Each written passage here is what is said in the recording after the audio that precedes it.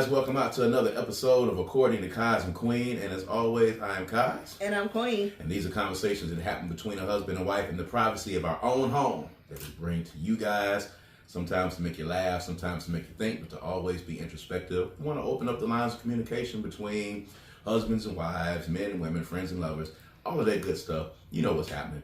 We're on all streaming services. Make sure you check us out wherever you listen to podcasts, of course. All right. We are on all social media platforms. All right. We're on Facebook, we're on Instagram, we're on Twitter, we're on TikTok.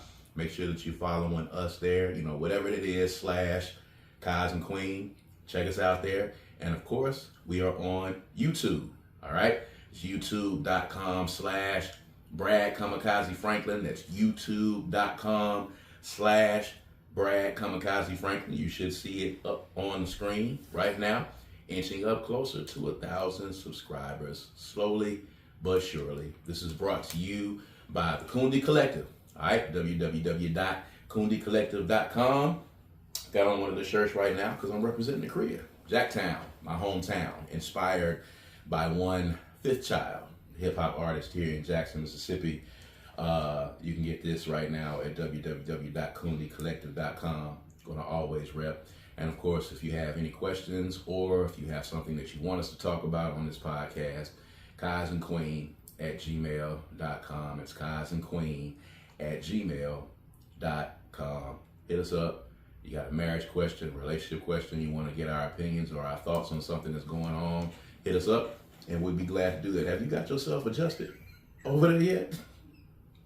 It's just movement going on over there, y'all. Y'all can't even see what's happening. It's just rustling. I'm having a hard time. It is just rustling and bustling going over here on this side. What you trying to do? I don't know. Something just don't feel right. You about to pull the mics down. It's crazy. Let's go ahead and get this shit on the road, man.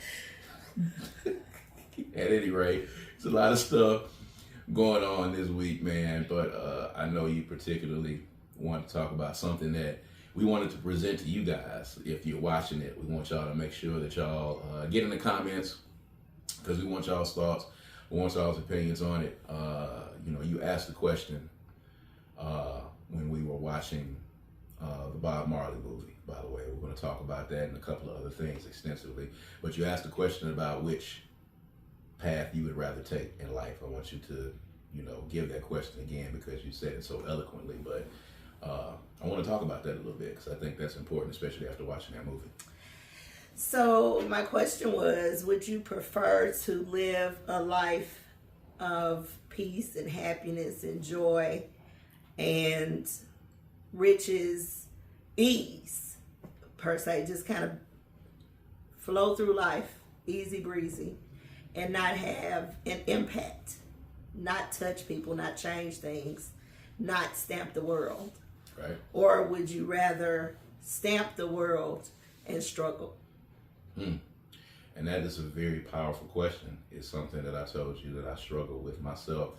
Would you rather have a life of riches and non-relevance, non-impact, the moment that you leave this earth, your memory, all the works that you did while you were here, all of that gone, vanished, no one talking about it, your kids are not talking about it, your family's not talking about it, you didn't leave an impact with anybody that you worked with, you didn't leave an impact with anybody that you came in contact with at all, period, but you lived comfortably and you lived a life of riches? Or would you rather be in the struggle, in a constant struggle that a lot of our civil rights leaders and a lot of our social justice warriors have seemingly assigned to their lives? Would you rather have a life of struggle, ebbs and flows, not really knowing what's going to happen in your life, but after you leave here, your impact lasts through generations? Your name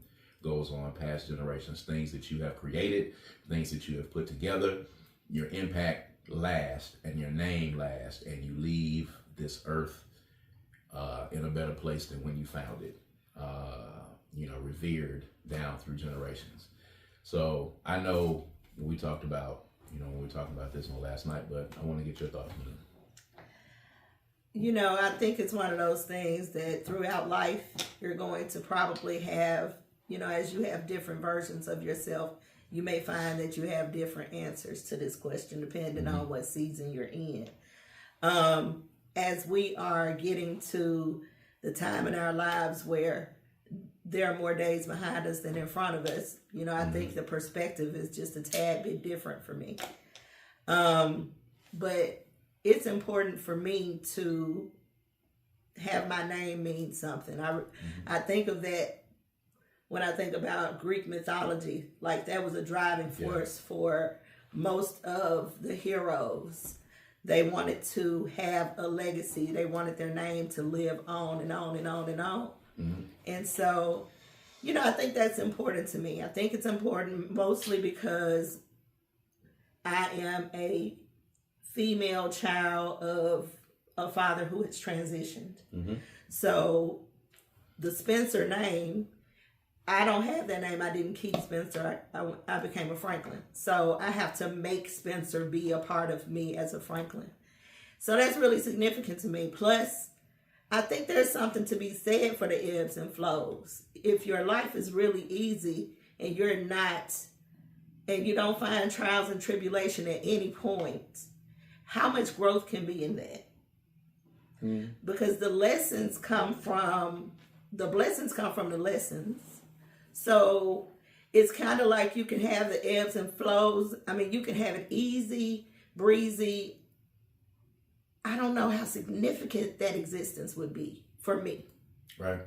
I just don't think that not being able to figure out something, learn something, teach something, be something, I don't know how you'd be able to do that without having to have some trials and tribulation.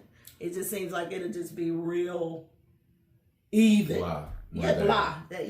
Mundane. That's a good word. I mean, wow. I've been at different stages, and like we were talking, I'm at one of those stages where I'm kind of rethinking that. And then I rethought it again and then went back to where I was, because in the ebbs and flows, in the peaks and the valleys, you're saying to yourself, I wish that things were easier. I wish that I was more comfortable. You want to be comfortable. You want to be able, we were talking the other day about, being in these situations where, families are, one emergency away from financial hardship, a water heater going out, a phone breaking in the case of these days with these expensive phones, a tree falling on your roof, like, storm just came through a few days ago and there were some people that had, tree damage, or falling on your car, or your transmission going out, one calamity, one emergency away from being in a financial hole. And that's a horrible place to be right on the edge and just teetering on the edge all the time. And when you're younger, you're kind of okay with kind of surfing on the edge, because when you're younger, you think you're invincible and you think that everything is going to work itself out. Then when you get older and you have responsibilities and you have kids, that gets frustrating and it gets exhausting to have to deal with. So then I said, well, I don't know if I wouldn't trade my life now to be, financially well off and live in a, on a back road somewhere at the end of the road where nobody knows who I am and I don't ever come out in public, nobody ever sees me, but I'm able to enjoy a peaceful life, not have any issues, and anything that I desire, I can get at that time. And then you turn around a few hours later and you think about it and you're like, nah, I can't. I feel like I was put here to do something, and I feel like I want my name and I want the works that I have done to live on past me. I want people to come up to my kids, like students that my mother taught, come up to me and tell me about the impact that she had on their lives. That's what I want people to say to my kids when they're out in the world, especially the youngest. I think the older kids, the grown kids, they get that a little bit now. But, when I'm no longer here and my daughter, my 14-year-old is, 50, years old, I want her to run into people like I run into people right now that say that your mother impacted my life. She's one of the best teachers I ever had. I still remember this. I still remember that. Or people that run into me and say, you know, I ran into your dad when he was working at Sam's, and I ran into him at the door, and we had this significant of a conversation, and he was funny and he was charming, and every time they see me, they tell me another story about him. But even if it's just at a family reunion and you're talking about your family and the impact that you know people had on your lives, I don't think that impact has to be gigantic. Impact can be 3 people that you met, that your children. True indeed. You know, and I think that we all earn the ability or the good fortune if we've done service work, if we've given of ourselves, if we have done things that create an impact. I think you earn the being able to go down the street and live in the house with, you know, choosing whether you want to participate in the world outside or not. You know, I think you get to earn that. I think we're on our way to earning that. And so it's not like you can have both. It's just a season. Yeah. You know how mad, or both can exist, not like you gotta have it. you know how mad Killmonger was at Wakanda. I mean, you know, whether or not you feel like he was a villain or a hero, whatever the case, the fact that Wakanda had all the resources in the world for all of those years to be able to change the plight of black folk in the world through slavery, through civil rights, through Martin Luther King, all of that, even through slavery. Exactly. The worst, you know, of the worst for black folk being transported from Africa to the States. You know, in the comic book lore, Wakanda had the technology and the means to be able to arm black folk all over the world and prevent what happened to us from happening to us. And they stood back and they did nothing. They hoarded their riches. They stayed secluded. They stayed peaceful. They stayed out of the way. They didn't bother anybody, and we're going to stay over here so nobody bothers us. But the world around them was suffering. Black folk around them were suffering. Yes, baby, preach. And they did not do anything to save that plight. So that's kind of where I am when I think about this. Black folk are suffering all around me. Human beings are suffering all around me. And even in my little small state, I have the means and the ability to possibly help in some kind of way. So for me to just look and do nothing would be stupid for me to do that. Absolutely, 1,000% agree. Mm-hmm. So that's kind of my thought process on that. So we were watching the Marley movie, and I was just amazed at, you know, what he was dealing with and what he was going through being a political activist and being a peacemaker in a country, in a warring country, and how for him the message was more important than even the music itself. Very little talk about how the music is going to sound. There were some few instances where he was talking about, I need my sound to be different, I need you to do this. You know, they had that part, but all of it was about the message that I'm trying to use this music to deliver, the vehicle that's going to deliver this message. And if you are not down with this, then you can't be down with what it is that I'm doing. Getting shot at, his wife getting shot, getting himself involved politically, all of those things aside, he could have just made music. He could have just made Exodus, and he could have just toured the world, and he could have completely distanced himself from his country. At the height of his popularity, he flew back to Jamaica and put his life in danger to do a peace concert to bring 2 factions together, which were led by 2 white people, but I digress. We'll get into that later. But he put his life on the line. How many artists do you know at the top of their game? Just imagine something happening in Los Angeles, or something happening, you know, Rick Ross is from Mississippi, but just imagine something happening, Civil War or some type of war thing happening, and, you know, Drake or Kendrick or J. Cole put their life in danger to go perform in front of 50,000 people to try to bring factions together. It's the equivalent of that in this day. So it was wild to me, but I know for you, it held a lot of significance because when I met you, you were listening to Bob Marley, and Bob Marley is somebody that you listen to frequently. You were, a reggae head. You know a lot of the reggae records. I thought that was very sexy about you to know that. Significant for me because I smoke a significant amount of weed, so there's that as well. But in watching the movie and kind of getting that little microcosm of his life, what did you take away from him? I took away that he was a very spiritual person. Mm-hmm. He was a messenger. It made me reflect on the fact that in our society we have to have pastors or spiritualists or people who speak about goodness and love. Mm-hmm. They have to look a certain kind of way. Mm-hmm. They have to be classified in some kind of way. Something has to be measurable. So there was so much in his music, so much power, so much elevation in his music. It was good for me to be able to see. It was good for me to be able to see the process. Mm-hmm. Because people create all the time. All the artists out there who allow themselves to tap in to the love, to the God in them and create these masterpieces. It was an example of that for me.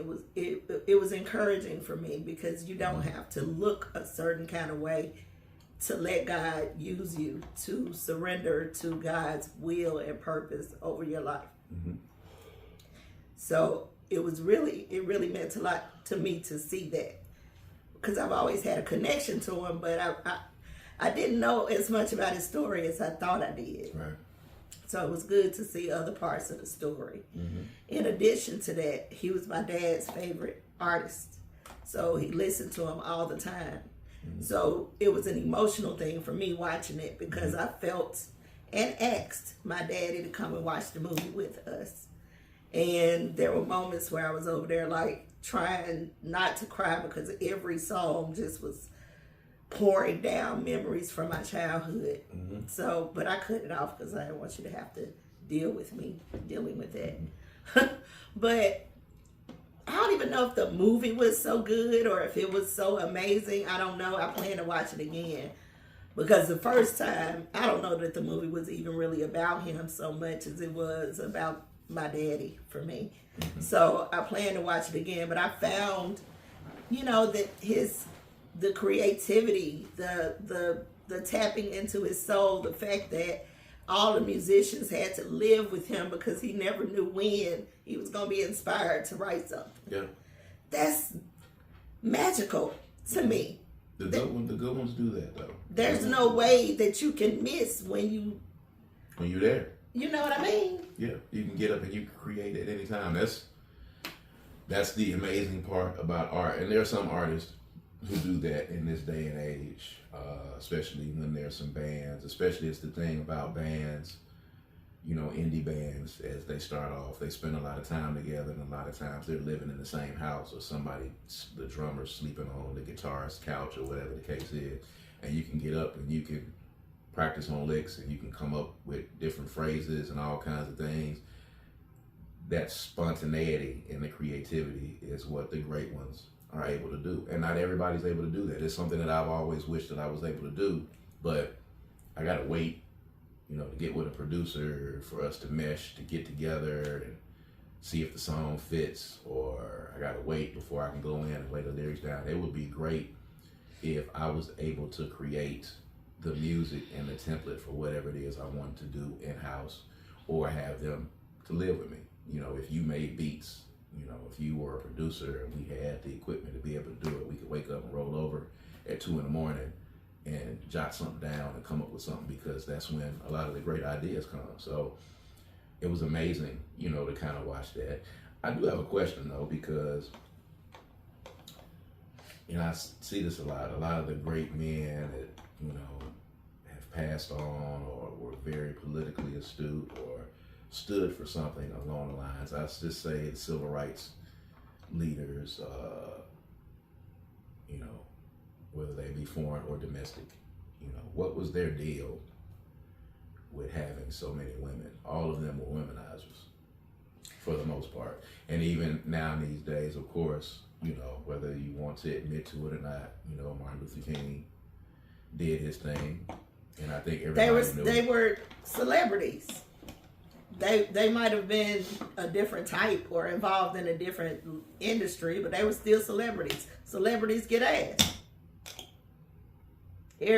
People out there who just want to be with a celebrity, they're a celebrity. Does it take away from the effectiveness? I mean, of course, a lot of people will say it was part of the culture, actually. Yeah, so it was just part of the culture, and it was understood if you were the wife of a civil rights leader, whether it was Martin Luther King or Jesse Jackson or Stokely or whoever it was in whatever particular sense, Bob Marley, any of those people, it was just understood at some point that you were going to dilly-dally. But, yeah, and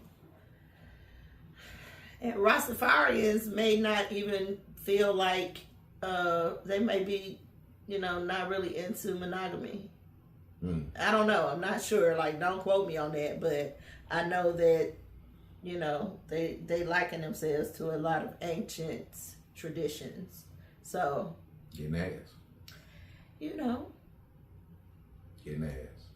I remember the scenes where the wife that had been with him from the very beginning talked about taking care of his kids and then the outside kids that he brought in. And, the point where she walked in at the party and he was talking to other stuff. And it'd be killing me because they'll run outside and be like, what? What's going on? What's wrong? What's wrong with you? What's the matter with you? What do you mean, what's wrong with me? You see me talking over here to these women? That's all I'm doing. What's wrong with you? He was mad that she was talking to somebody. That's how they got outside. Really? Yeah. Okay. In front of the club? Yeah, when they was out in the street. Oh yeah, he was mad that she was talking to somebody. Oh. And then be mad if that woman goes out and does their thing. And she basically told him, I don't know what you thought this was. You are not going to be able to go out there and do everything you want to do while I take care and fix all this mess you making. And I ain't going to talk to nobody, do nothing, have somebody for myself. Sis wasn't going. She wasn't with it. I don't care. He didn't even have an argument for that either. I don't care if you are the biggest artist in the world, right? I do care that you are the biggest artist in the world. That's how come it's not all in your face. Well, yeah. She could not do it. She could not do it. Or she could do it the way men do it and don't know how to do it. No, I think y'all are way better at that. It's true. Speaking of which. Wait a minute. Segue. Wait a minute. Where you going with this? Lucille and Charles. Let's talk about Lucille and Charles on BMF for 1 second. Charles. So, for those of you that have not been following BMF in this season, Loretta. Is it Loretta? Who is Loretta? Who's it? Lucille. I say Loretta. What the hell? And it sounds like an old black lady name anyway. Loretta. And Lucille sounds like a church lady. She is a church lady. She is. She was asked to be assistant pastor. But Charles is, we know in season 2, Charles cheated on Lucille with the lady across the street or down the street or whatever the case is. Lucille found out, put Charles out of the room. He had to sleep on the couch or downstairs in the other room or I think in Beach's room, whatever the case is. He's been excommunicated in his house. He's been trying to work his way. She tried to put him out, but he wouldn't leave because he paid the bills. He is paying the bills in the house. Well, no, actually, them 4 at Wendy's is paying the bills. He got the house or built the house or something. His name on the house. His name is on the house. So he said he's not leaving. So, of course, Lucille has met the doctor. The doctor is wooing her. And now there's a little tete-a-tete with, Charles and the doctor's been in the house, and the doctor sent flowers to the house. Audacious. And Charles got audacious is not even the word. I don't know if I would talk to him anymore after that. For real, if I was her, I don't think I would. After that, I don't think because you wouldn't talk to the doctor anymore. I don't think I would. Why? Because there's something about a man who knows that I am married and I am in the house. It might be on the rocks, but I'm in the house and he in the house. It's something about from what she's given him. She hasn't given him enough for him to think that it's okay for him. Like he's like trying to mark his territory, and she hasn't given him permission to do that. It's pretentious of him to leave it. I feel like it's also controlling, and I think he's just kind of trying to show up with some big dick energy, which for me would be a problem because I haven't worked this out yet, sir. Sir, give me a minute. He's definitely trying to shit on Charles. He shit all over him right then at that point. And he really just got to show up because Charles ain't hard to beat. Which is tough because Charles is trying. You know, he wrote that eloquent song. Charles wrote that eloquent song that he put together and came, and that's how he sung his way back into some ass now. He got it. He sung his way back into some ass. Kudos to you, Charles. But it wasn't enough. She literally was just using you to go ahead and get her rocks off. She let you get off in there. She loves this man. He sang to her, which is probably what got her down with him to begin with. He sang to her. She let go of all her inhibitions, and she was like, okay, you can have it. Damn. So what was that song? I don't know. Don't do it, though. Please, don't. Moving so fast. Charles came in there and sang that song. What is your question, man? My question is Lucille wrong for how she doing Charles? She told Charles that, well, A, I agree with her on, you know, this is not a competition. I'm going to choose who I want to be with. Right. But, you know, is she wrong for stringing this along? Or, no, I'm saying not stringing along. Is she wrong for, you know what? Weighing her options? I'm talking it through right now while I'm talking. And all of my questions don't make a whole lot of sense right now. What I'm saying is because she making them work for it. No, she is not. She is standing up for herself. Something she has not done in her life ever. She's standing up for herself. She's made it very clear to both of the dudes what she on. Now, if they down with it and she can get a kiss from the doctor in the car and get a little bit from him and she can get a little bit from Charles because he's so guilty and he feels so bad, oh well. That was more than just a kiss with the doctor in the car. She was trying to give him some. Baby, she was trying to give him some. Trust me. I don't think she was trying to give him some. I think he was trying to get some. Because if she was going to give him some, she just gave him some. I think we could go back and watch it, but I really feel like she was trying to give him some. She was very excited and ready. Since she came to the office. But now he wants her to choose. He wants her to make a decision. And she is like... Did he say that? That's what he wanted. I don't know if that's what he wanted. I think he was last. Were you asleep? No, I watched it. It looked to me like he was in the car, like he was trying to get some ass at that moment. I didn't hear him say nothing about it. In the car? Yes, I did. Did you see her all up on him like... Yes, and the breathing hard, the man was almost by... So you don't think that indicated that she wanted something? But she was like that when she was in the doctor's office, when they was up against the wall. She did the same thing. That was the one push off. You get one push off. If she come back and she do it again, she not pushing them off no more. Well, that one push off was enough for her to digest it within herself to say, all right, do you want it or do you not want it? So the fact that she put herself back in a situation with him where a push off could happen and she did it again, she not pushing off no more. If she show back up to him, she ready. The nigga didn't hit though. It wasn't because he couldn't. I think he didn't hit. We gotta go back and look at that again because I saw nothing in that scene that indicated that he was trying to hit and she was not letting him hit. She wanted to hit. But we'll watch it again. We'll watch it again and we'll come back if anything's different. Because maybe we fell asleep. So how long do you think, you know, all things being equal, if this was a real situation, how long do you have Charles to string along here? Charles is not being strung along. So he's just supposed to just wait in that house he gonna wait. He can leave at any for time. Lucille, but he built the house with his hands. Is what he said. Yeah, but He ain't paying no bills. Is not but making he said he him built stay. the house. Lucille is not making him stay. No, where he gonna go? That's not Lucille's He go to Atlanta and sell dope with Meech. That's not Lucille's issue. That's a him thing. What? Him not paying the bill? Leaving or staying. Okay, what I'm saying is, if he pays... Because Meech can pay the bill. Well, that's true. But did they stop taking money from Meech? He did, but if he ain't there, his mama take it. She making them 4 for 4s. They didn't have 4 for 4s back then. I mean, maybe they didn't call them 4 for 4s, but it was Wendy's. They had some... You know, that was probably when the double stacks was real big. I don't remember that. You don't remember when the double stacks was huge and now they got real tiny? I be thinking sometimes, is it because we grew up and our hands got big? Or is it because the burger actually got smaller? Y'all, for those of you who cannot see his face, he is tripping himself out over here.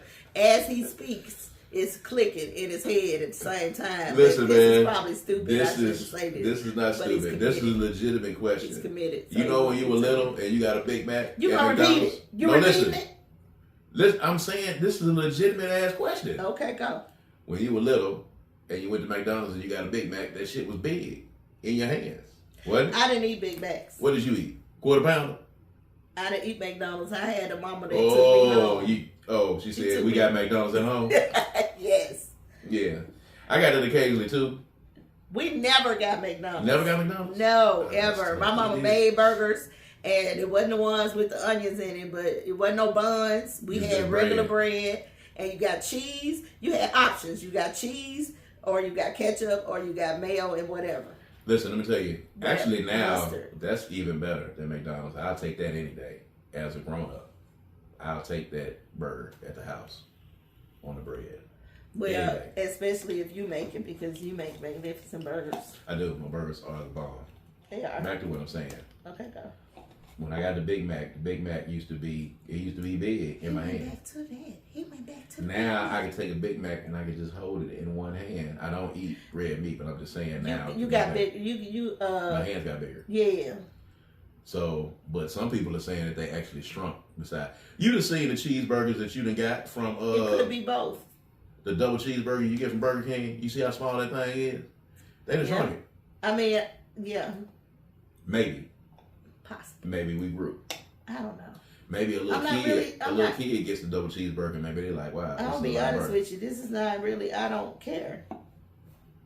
But I mean, it's important if the food is shrinking. I think that's an important thing to talk about. If the food is shrinking. But you don't eat it anyway. No, I don't. How's it affecting you? I eat a fillet of fish. It's the same size. It feels small like as well. It's a little smaller too as well. That's why I get a double fillet of fish now. Oh, when really? I get it. Yeah. It could be getting smaller. That's a real issue. I don't know if you poo-pooing the issue, but you know, there are people like me. Everything is going up. The prices of everything is going up. It's not that hard to fathom that you get smaller portions for more money. That's not hard to fathom. I don't know. I'm gonna start paying attention to that because it's crucial out here. I need my food to be regular size. Heard. If that's possible. At any rate, that has nothing to do with Lucille and Charles. I just wanted to get your. I don't think it's a time frame on how much time she gives I also Charles. feel like, not to cut you off, I also feel like she chose Charles because Charles got her pregnant when she was young. And I told you that. You remember I told you that? I told you that, baby. Don't sit up here and act like she was talking. That. No, I'm not going to let you do that. No, I said it first. And you act like I ain't said it like you do all the time. And then you came up with this bright idea like you had never heard it before. And suddenly it's your idea. You was like, no. That ain't what she's saying. When she wasn't saying that, and we wasn't talking about the same thing. When she was talking to her daughter, that's what she meant. I don't want you to get pregnant early and have to stick with the dude who got you pregnant. Is that what we said? Yeah, that's what we said, baby. Now you just cutting it off now. Because we are not talking about the same thing. You keep trying to bring it back to this one subject, and that is not where the disagreement happened.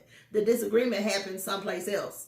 But anyway, what I'm saying is I agree with you. She married to Charles and got stuck because you got pregnant. That's never been the argument. You keep going back to that like you had So to Charles, convince me of that. And then he want to switch the subject like I'm not switching the subject. I'm staying. Conversation. I'm staying. I didn't lose. You did lose. That's fine. I lost. Charles said it's a reason why you picked me back then. She should have said I picked you because you got me pregnant. Because that's what happened, I feel. She picked him because he sang to her. You're moving too fast. I cannot get the melody in my head to sing that song. It was stuck in my head for several days. Them R&B dudes, man, you gotta watch them. Gotta watch them. Women find it hard to resist Really? a man that can sing. That's something. Also, watching the episode of Martin the other night. This was the episode where Gina and Martin were giving their account of the first night that they met and how different those accounts were. And I wanted to ask you, I want you to give your story in a condensed version. We've done this before and our stories are the same. Have we? Yeah. I know we talked about meeting, but I want to make sure what happened before you walked up to me is what I'm saying. When you was across the room, what was going on? There was something that happened across the room. I don't know. I'm asking you what happened You before you talking walked up about to me. upstairs in the penthouse? In the penthouse. Was it the penthouse? On the mezzanine where the awards was taking Yeah, place? that. Yeah, that. Same thing. You went up to the penthouse? No, boy, what you talking about? So what you say? What you say now? Watch yourself now. It's gonna take a turn for you. Wait a minute, baby. What you talking about? I'm talking about you when you was walking on the mezzanine. When you walked, I was coming from one way, you was coming from the other. Where was you coming from? What happened? Talking about when I got off the elevator Uh-oh. and I walked over to you, you was standing. You didn't come meet me. You wasn't getting off the elevator. You was walking towards me. I was coming up the escalator. You wouldn't know. Baby, you was standing and right here's my there. point, ladies and gentlemen. It's two stories. When I got off the elevator and walked over, you were standing there. You didn't meet me. Or maybe you did meet me, but that wasn't the first time we conversed. When I walked up to you and I said, hey, because we had seen each other downstairs. We did see each other getting off the elevator, but you went one way and I went another way. So when I finally walked into you, you said, how you doing? Will you marry me? And I was like, yes, of course I'll marry you. And that was that. That's how we met. Yes? Baby, you was not getting off no elevator when I walked into you. Where's you in the elevator from? Are you talking about downstairs? No, I'm talking about upstairs on the mezzanine. You know what the mezzanine is, right? You talking about the Jackson Music Awards. Yes. I'm telling you what I did. I walked into that room. That's where they had Leadership Jackson things at. I walked into that room and you was standing in the doorway. And that's when you said what you said. What are you saying? You was on the mezzanine. We was on the mezzanine where everybody, the inside of the awards is here. The area outside of the doors or where the awards was, that's where we ran into each other at. That's the mezzanine. Yes. I'm not saying that didn't happen. I'm talking about later when we conversed. We didn't really talk right then. You said, hey. I said, I don't think hey. I saw you again when I said, will you marry me? Because I was looking for you, remember? Brad, you found me upstairs in the room where the Leadership Jackson people had a thing. Our conversation downstairs was hey and bye. That room was the room where your partner came up to me. I wasn't even nowhere around at that point. Right, you was gone. Yes. Because I was looking for you. Our meeting, the reason why you were looking for me was brief. I said, hey, you said, hey, you said, how you doing? I said, how you doing? And I kept going. I had a mission. By the time I got to where I was going, you were there. And you were standing there at the edge like you was on a rap cover. And I walked over to you. I walked in and you were there. And you said, will you marry me? And I said, sure, I will. Where do you think you said that at? On the mezzanine. That's wrong. I don't think so. Oh, my God. And therein lies the experiment, ladies and gentlemen, and the episode, because we have two completely conflicting stories about where our first and encounter only was. one of them is true. That is correct, and it is mine. Mine. It is mine. So, Brad, so we didn't go upstairs at all? I saw you on the mezzanine. I saw you. I said, "Hello, will you marry me?" You said, "Sure." No. When you what? No. What? No. I did not. Why were you looking for me then? I was looking for you because I was looking for you from that encounter, but No. I never found you. No. When you were looking for me, that happened before the question. You didn't say anything. That's why you were looking for me, because I walked away so fast. We separated so quickly. That's why you were looking for me. When we finally saw each other again upstairs at the damn thing, when you were standing at the I cannot believe that you don't believe this. You don't know this. You were not. I was so, and I know for a fact, because my mind was on one thing, and that was the only thing on my mind, which is why I Keep did on not. bringing that up. What was that? Because that's why I did not give you my attention, which is what led you to want to find me, because we didn't complete the conversation.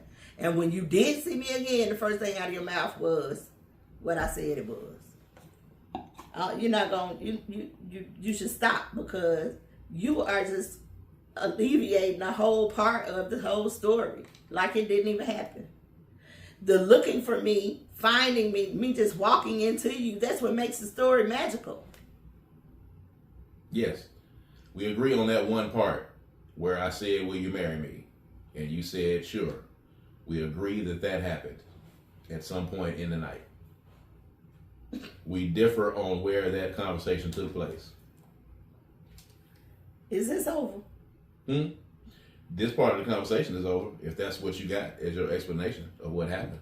Your account of the events on that night, it is over. But what's not over is Love and Life is coming up as we get ready to wrap up season 3 on our next episode, on episode 75. We're going to wrap up 3 seasons of According to Kaz Queen, and we're getting ready for Love and Life on May the 4th at the Synergy Link. It is our annual panel discussion with couples, dating, married, divorced, single folks. Nothing is off limits. It's an adult conversation, and we are looking forward to it. And what about you? Yep. That's it? I'm looking forward to it. The lineup, the people we got on the panel are phenomenal. They are always phenomenal. This year will be no different. Mm-hmm.